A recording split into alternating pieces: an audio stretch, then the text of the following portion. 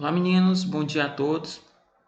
Então, chegamos a nossa classe 12 do livro 3, certo? Estou deixando essa aula gravada para vocês porque tive os compromissos, eu tenho os compromissos no horário e infelizmente eu não teria como dar aula em tempo real para vocês, certo?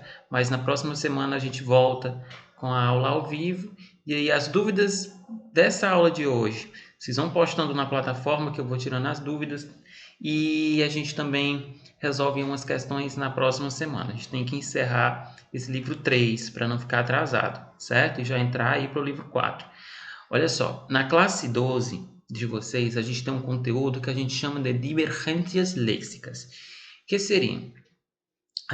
Quando a gente compara as duas línguas, o português e o espanhol, a gente costuma achar que elas são muito semelhantes, muito parecidas.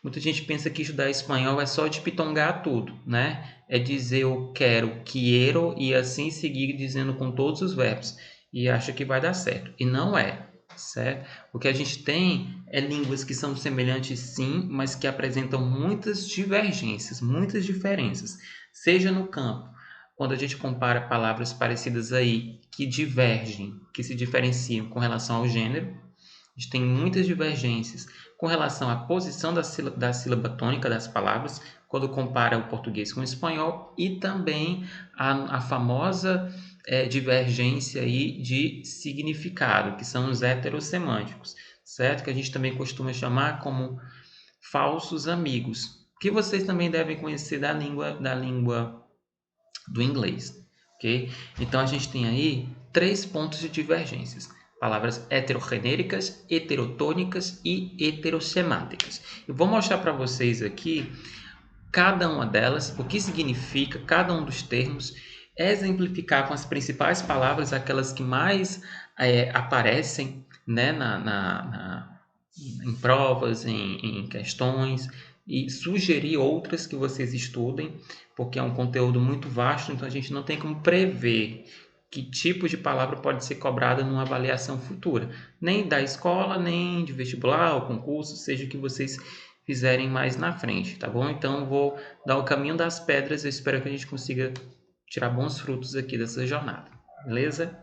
Ó, vamos começar aqui pelas palavras que a gente considera como. Primeiro eu vou mostrar aqui um caso, ó. Vejam, a gente tem el árbol, el color, el dolor. Percebam que essas três palavras, se vocês olharem, vocês já conseguem puxar do português, não parecem, ó? Árbol é árvore, embora mude bastante na escrita, a gente consegue já prever o significado. Árbol. Color tem a ver com cor. E dolor é dor. Até as imagens sugerem. Mas percebam que todas elas vão variar em um ponto. Qual é? Ele e ele. Todas são iniciadas, as palavras, por um artigo masculino singular. Esse ele é o nosso o do português, não é isso? E o lá é o nosso a do português, o artigo feminino singular. Então vejam que todas elas são encabeçadas por um artigo masculino singular. Por quê?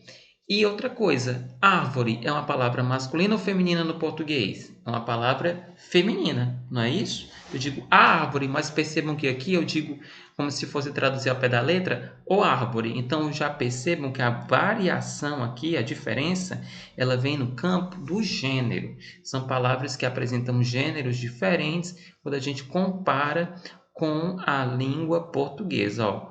El color. No português eu digo a cor, no espanhol, el color. El dolor, no português, a dor. Então vejam as variações aí no campo do gênero, quando a gente compara as duas palavras, tá ok? Vamos lá, ó. Vejam aqui. Que seriam palavras heterogenéricas? Olha só. Palavras heterogenéricas, vejam a etimologia da palavra. Ó. Hetero vem de diferente, não é isso? Quando a gente fala de uma relação heterossexual, uma relação de pessoas que apresentam gêneros diferentes. Quando a gente fala da química, misturas homogêneas, misturas heterogêneas, né? Que são misturas que apresentam fases diferenciadas. Então, o hétero, ele vem aí com o significado da diferença. E aí vem associada ao termo renéricas. Percebam aqui que renéricas tem relação com gênero. Então, são palavras que apresentam distinção, variação de gênero, quando a gente compara a língua portuguesa com a língua espanhola, ok? Então, todas essas palavras, elas podem apresentar um significado igual ao significado, quando a gente compara as duas línguas. Aguardiente é aguardente mesmo, do português. A gente não tem uma grande mudança aí na questão da tonicidade, da posição da sílaba tônica, mas a divergência ela entra no campo do gênero. Vejam que aqui o gênero é trocado. Ó. No português eu digo a aguardente. No espanhol eu digo como? El aguardiente. Aguardiente é uma palavra masculina no nosso idioma, ok? Vejam aqui árbol, que já tinha no exemplo inicial, ó. Pantalón. Pantalón, calça. Calça jeans, calça que você usa. Aqui eu digo a calça, na língua espanhola, el pantalón. Eu já tenho uma variação de gênero mais uma vez, certo? Então vejam que todas elas partiram dessa divergência de gênero. Professor, tem uma regra específica, eu tenho que aprender palavra por palavra. Infelizmente, você só vai dominar esse conteúdo se você tiver muita leitura, se você realmente entender palavra por palavra, porque a gente não tem como prever que tipo de palavra pode ser cobrado numa questão simples e gramatical numa prova. Mas existem pelo menos duas regras aí que eu posso explicar, que abarcam várias palavras no pacote. Como, por exemplo, vocês estão vendo aqui a palavra viaje, viaje. Bem aqui, ó, na terceira coluna, na terceira linha da primeira coluna, ó. Toda palavra que ela terminar em AJE, arrotae, que a gente fala em espanhol, ó, arrotae, ela vai ser uma palavra masculina, certo? E geralmente palavra que termina em AJE do espanhol, ela é flexionada no português como GEM, certo? Então, se eu tenho viagem, a viagem termina em GEM, ela tem a sua flexão do espanhol como AJE. Então, aqui, a troca, ela acontece, qual é a regra? Toda palavra que terminar em AJE, ela vai ser uma palavra masculina. É uma regra geral, tá? Toda vida que terminar em AJE é masculina. Então, eu digo el viaje, el montaje, el paisaje. No português é a paisagem, no espanhol, el paisaje. Eu tenho... e muitas outras, coraje, termina em AJE, el coraje, no português, a coragem. Então vejam aí que é uma regra sim, que vai ajudar para você entender os heterorrenéricos. Outra regra, palavra que termina aqui, ó, UMBRE. UMBRE, a grande maioria é feminina, certo? Eu vou dizer la costumbre. Vejam aqui que mudou, ó, mudou o gênero. Eu digo o costume, no português é uma palavra masculina, em espanhol eu vou dizer la costumbre. O gênero muda, mas para o caso de palavra que termina em UMBRE, é uma regra que não abarca todas, quase todas. Porque, por exemplo, certidumbre é a certeza, né? Ela nem deveria estar nesse pacote, mas eu trouxe para vocês verem como funciona. Ó. La certidumbre é a certeza. No português, ela é feminina, no espanhol, ela também é feminina. Então, não houve distinção de gênero aqui. Mas é um caso muito específico. A grande maioria, as palavras que terminarem com UMBRE são femininas, ok? Vamos lá, ó. Outras que podem aparecer bastante. Color, geralmente color, dolor, são palavras masculinas, certo? E no português, femininas. A cor, a dor. Olha aqui, ó. El orden, el desorden, aqui é a ordem, a desordem, né? Ó, el vals, valsa. A valsa do português, como se fosse o valsa do espanhol. El vals, el dolor, el pantalón, el puente. Puente, palavra masculina. No português é a ponte. No espanhol, el puente. El síncope, no português, a síncopa, né? La baraja, no português, o baralho. Aqui não é barata, tá, gente? Barata é um inseto, é cucaracha. La paradoja, o paradoxo. Aqui repetiu. El árbol, a árvore. La labor, aqui no português é o labor, que tem a ver com trabalho. La leche, leche, o português, o leite. La miel, o mel. La sal, o sal. Vejam que miel e sal eu já vi cobrar em questão, viu? Miel, sal, sangre, nariz, todas elas trocam de gênero. Ó, aqui, la nariz, no português, o nariz, no espanhol, la nariz. La sangre, português, o sangue, no espanhol, la sangre, é feminina. La sangre espanhola es roja, ou seja, o sangue espanhol é vermelho. Se você flexiona a palavra la sangre é feminina, o que combinar com essa palavra em seguida, o seu adjetivo, por exemplo, que vem a caracterizar sangre, tem que ser flexionado no feminino também. Para a gente fica estranho, né? Dizer uma palavra que aqui é masculina, mas ela é feminina, você tem que fazer esse processo, certo? Entenderam aí, meninos, o que seriam palavras heterogenéricas? São palavras que apresentam um gênero diferente quando comparam os dois idiomas. A questão aqui é o gênero, tá? O significado, ó, são parecidas em significado e parecidas em posição de sílaba tônica, tá bom? Vamos agora para a próxima.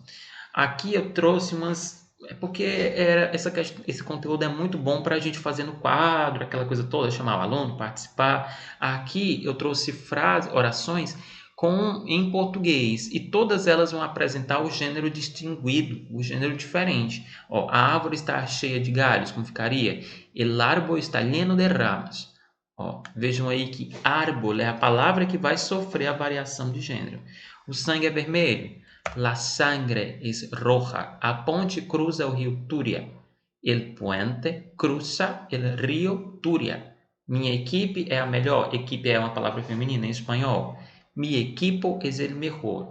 E aí a gente acompanha. Ó. O leite é branco. La leche es blanca. Porque leite é feminino. E assim seguem as outras estruturas aí com as variações de gênero. Tá bom? Vamos para a próxima. Todas essas tabelas, gente, tem no livro de vocês. Classe 12, livro 3. Vejam aqui, palavras heterotônicas. Mais uma vez, ó, hetero, distinto, diferente, tônicas com relação à tonicidade, tá? Então aqui são palavras que elas vão apresentar um significado legal parecido, não vai ter diferença de gênero, tá? Se no português ela é feminina, no espanhol ela continua sendo feminina, ou se no português ela é masculina, no espanhol ela continua masculina, gênero não muda. Mas aqui o ponto-chave é a mudança da tonicidade, tá? Então aqui é o ponto da pronúncia. Você vai observar a variação, a diferença, quando pronunciar essas palavras. Vejam aqui, ó. No português, eu não vou ler todas para não ficar muito cansativo. Vou ler algumas para vocês entenderem como funciona. No português eu digo assim, ó, acrobacia. Acrobacia. A sílaba tônica é o si. Acrobacia. No espanhol eu vou dizer como? Acrobácia. Vejam que todas em vermelho aqui são as sílabas tônicas. Elas saltam uma posição, elas mudam. Estão vendo como as línguas são diferentes? A posição ela troca. Então você só vai aprender como a professora tem a obrigação de aprender isso como? Você só aprende praticando. Por exemplo, você vai fazer um curso de idiomas depois, no futuro, fazer um curso de idiomas de espanhol, você já vai ter na cabeça a mentalidade de que, no médio eu vi que as palavras do espanhol elas mudam até na tonicidade, na pronunciação da sílaba mais forte que essas palavras apresentam. Então vejam aí o quão complexo é uma língua em termos de mudanças, quando são comparadas, tá? Ó, eu tenho no português acrobata, acrobata. No espanhol, acróbata, acróbata. No português, eu digo álcool, ó, a tônica é no ao. No espanhol, eu vou dizer o quê? Alcohol, a tônica. Ol, a sílaba tônica vem na última sílaba. Estão vendo aí? Em português, aristocracia, aristocracia. Essas palavras terminadas em cia, diplomacia, aristocracia, burocracia, todas elas sofrem um processo de variação de posição de sílaba tônica. Eu vou dizer o quê? Aristocrácia, aristocrácia. A tônica vem uma sílaba antes. Ó, vou dizer, vamos ver aqui, xenofobia. No português é xenofobia. No espanhol, xenofobia. Então vejam aí que a gente não tem uma fórmula de bolo, infelizmente, para aprender variação de posição de sílaba tônica. Você só aprende na prática. E para uma prova que venha no futuro sobre esse conteúdo, eu posso ter a liberdade, né, de cobrar qualquer uma dessas palavras aí. Vocês têm que ter o controle para entender onde essa palavra muda, se é no campo da tonicidade, se é no campo do significado ou se é no campo do gênero, tá bom? Ó, vamos para só mais dois exemplos. O português aqui, vamos para oceano, ó. Português, oceano, oceano, oceano. No espanhol, oceano, oceano. A tônica, o C. Português, oxigênio, oxigênio, o gen. No espanhol, oxígeno, oxígeno. Sílaba tônica muda mais uma vez a posição, ok? Vamos lá. Agora, mais legal, a gente tem aqui as chamadas palavras heterossemânticas. Vejam mais uma vez o termo hetero, ele apareceu aqui, hetero, mas agora a gente vem no campo semântico. Semântico vem com relação, é um termo relacionado ao significado das palavras, certo? Então aqui a gente tem as palavras que vão mudar no seu significado. É o que mais é cobrado quando a gente fala de divergências léxicas. Porque as pessoas acham que as línguas são parecidas, as palavras aqui elas são parecidas na escrita, são parecidas nos sons, mas elas mudam no principal, que é o significado. É aqui que acontecem as falhas de comunicação, os problemas de comunicação, onde as pessoas se desentendem, os embates culturais, certo? É aqui que acontecem as saias justas, os micos, porque as pessoas pensam que as palavras têm os mesmos significados em todos os países, quando são parecidas, e não é assim que funciona. Então vejam aqui, ó. E fale seus amigos por quê? Porque elas parecem algo, mas não são, tá? Ó, tô dando aí umas deixas, se liguem aí, ó, os falsos amigos. Não, gente, tô dizendo assim, não dos colegas de classe, tá? Outras pessoas que apareçam depois. Pelo amor de Deus. Então vamos lá, ó. Olha aqui o exemplo que eu deixei no quadro. Espanhol, salada. Português, salada. Salada no português é o quê? Salada. Muitas frutas, né? Uma salada de fruta. No espanhol você vai ter a mesma palavra, salada. A pronúncia é quase igual. A escrita é igual, nem muda. Mas o significado da palavra salada não tem nada a ver com legumes ou frutas. Salada é uma comida que tem muito sal, certo? Então, salada, ó, parecida na pronúncia, parecida na escrita, muito semelhante, mas o significado muda completamente. Então, você chega na Espanha e diz assim, eu quero uma salada. Aí o camareiro vai olhar para você, ele camareiro vai mira, este homem quer morrer de pressão alta, não? Quer muito sal? Pois toma, condenado, toma sal. Entendeu aí como funciona? Não pode, gente. Salada, se você quer salada de fruta aqui também, ou salada de legumes, você tem que pedir uma ensalada. Aí você tem uma salada, realmente o alimento. Salada é muito sal, muita sal. E detalhe, salada é um heterossemântico e a palavra sal é um heterogenérico, porque sal é uma palavra feminina do espanhol e no português ela é masculina, tá bom? Ó, mais um exemplo aqui, eu lembro que os meninos entenderam isso aqui no segundo ano, ó. Rato é momento. Aqui, rato é o animal, o roedor. Se você escuta essa palavra, espera-me um rato, porfa, quer dizer que estou esperando um rato me encontrar na parada do ônibus? Não. Rato é momento, é um advérbio de tempo, tá? A gente está aqui, gente, de cara com o topo do conteúdo de importância da língua espanhola, tá? Aqui a gente fala de divergência léxica, ele faz parte da trindade da língua espanhola do ensino médio. Divergência léxica, apócope, verbos de câmbio, assim são os conteúdos e regras de eufonia, tá? Então, tenham atenção para essa aula aqui, que ela é interessantíssima, importantíssima. Ó, aqui eu trouxe uns animais para vocês entenderem, ó. Macaco, em espanhol, a gente diz o quê? Mono, macaco, tá? Filhote, vocês estão vendo um gatinho filhote? Gato é gato. Então não tem mudança, a palavra gato. Mas quando é filhote, a gente chama de cachorro. Cachorro. Professor, mira, eu tenho um cachorro de gata. Parece um bug mental, né? Eu estou vivendo uma realidade alternativa. Cachorro de gata? Sim, cachorro é filhote de qualquer espécie. Então, se eu tenho um filhote de coelho, eu digo como? Um cachorro de conejo. Se eu tenho um filhote de cachorro, eu vou dizer o quê? Um cachorro de perro, certo? Se eu tenho um filhote de raposa, eu vou dizer o quê? Um cachorro de zorro, que raposa é zorro. Se eu tenho um filhote de macaco, um cachorro de mono. Ou seja, cachorro é filhote, perro é cachorro, tá?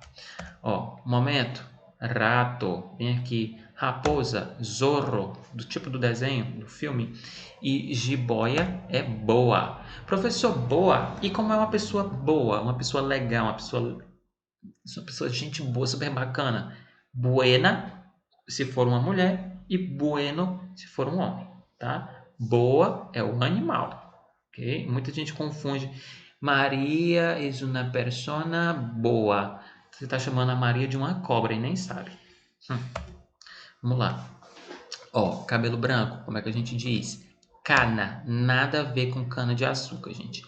Cana, cabelo branco, que a gente chama cabelo pelo canoso. Professor, existe a palavra cabelo em espanhol? Cabelo? Tem, cabello, cabecho. Tem essa forma alternativa. Você pode dizer cabelo ou pelo, tá? Loira, rubia e cabelo pelo. E a palavra pelo, por que gera confusão? Porque pelo, na língua portuguesa, são pelos de animais, pelo de gato, pelo de cachorro.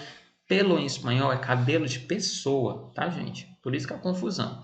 Ó, fila e rabo, ambos têm a mesma palavra, é cola. No português, cola é para colar. No espanhol, cola é fila e rabo, tá? E vermelho todo mundo já sabe. Como é vermelho? Rojo. Muita gente confunde porque acha que rojo é roxo. E não é. Roxo é morado, tá?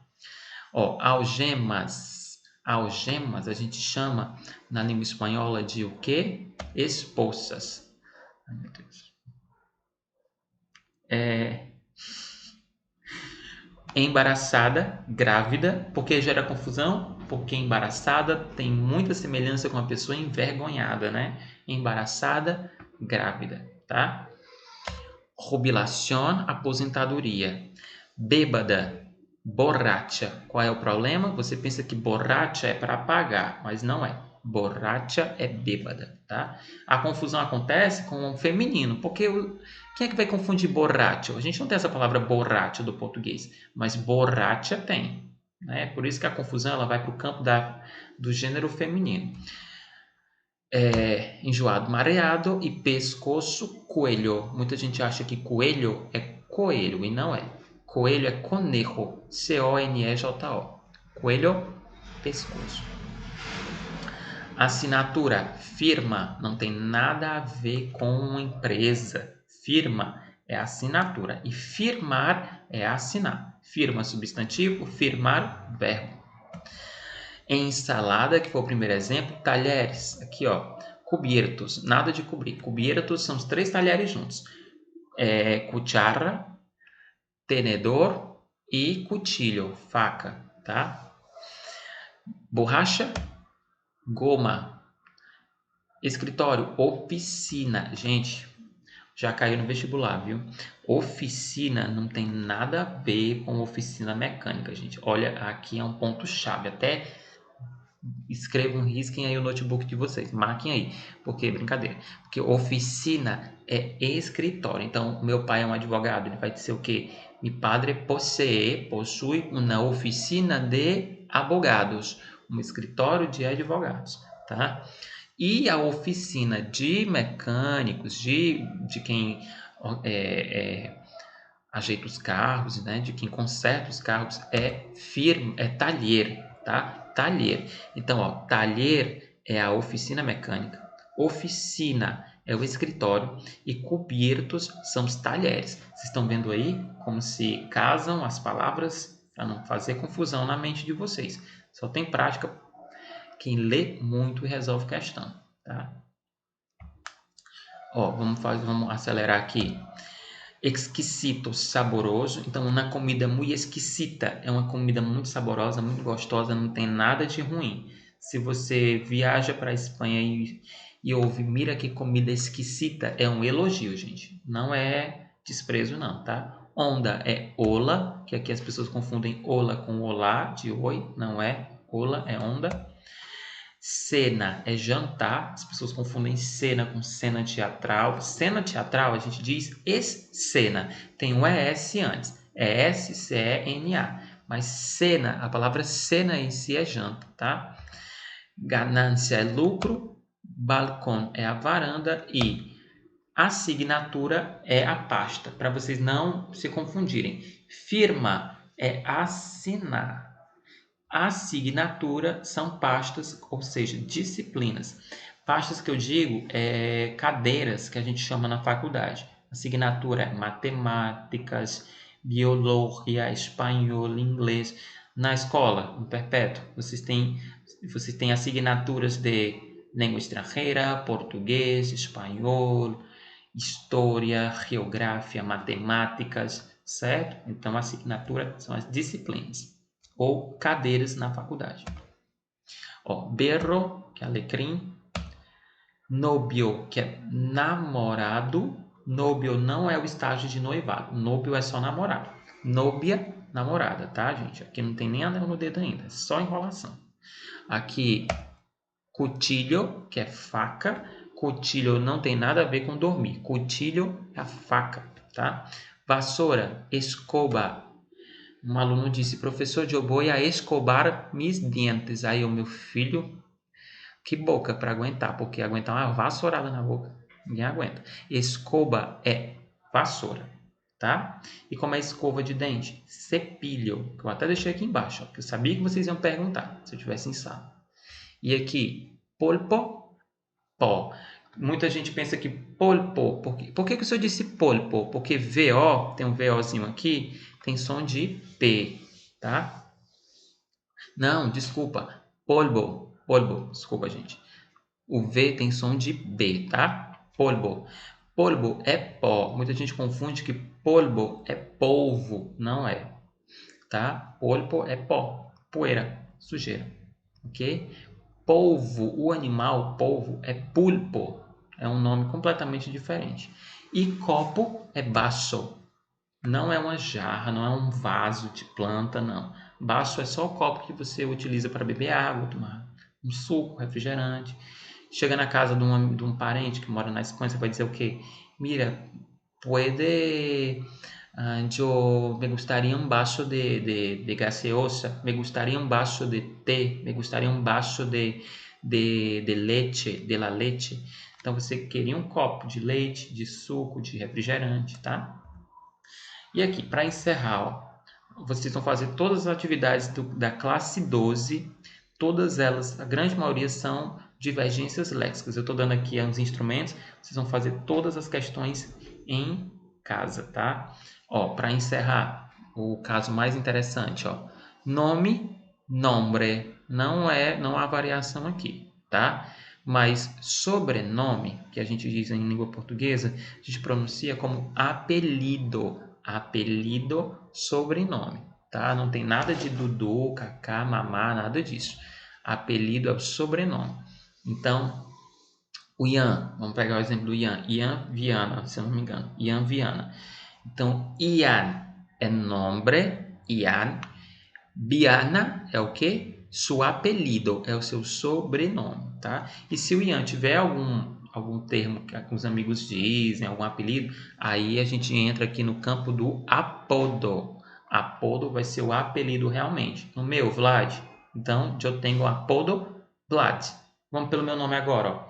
Mi nombre Vladimir, mi apelido Fernandes e mi apodo Vlad, certo? Esse é o esquema aí de nome, sobrenome e apelido em espanhol, tá bom? Ó, eu mostrei para vocês aqui as ferramentas, quais são as divergências, as principais divergências, as palavras que mais aparecem. A missão de vocês vai ser responder todos os exercícios.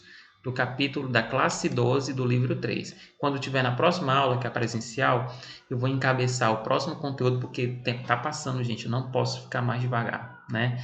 Tenho conteúdo novo e aí eu dou um jeitinho de responder algumas questões de divergências lex, para não dizer que a gente passou sem resolver questão, que assim também não dá para aprender, certo? Então, na próxima semana a gente se vê. Dúvidas, posta lá no grupo do WhatsApp, que ninguém posta nada ali, né? Você não posta nada. Posta dúvida no grupo do WhatsApp, posta dúvida na plataforma Teams, que é sempre que eu estiver logado online, eu vou ver e vou ajudá-los com as dúvidas, tá bom? Abraço em todos. A gente se vê na próxima quarta-feira. Bons estudos e se cuide. Tchau, tchau.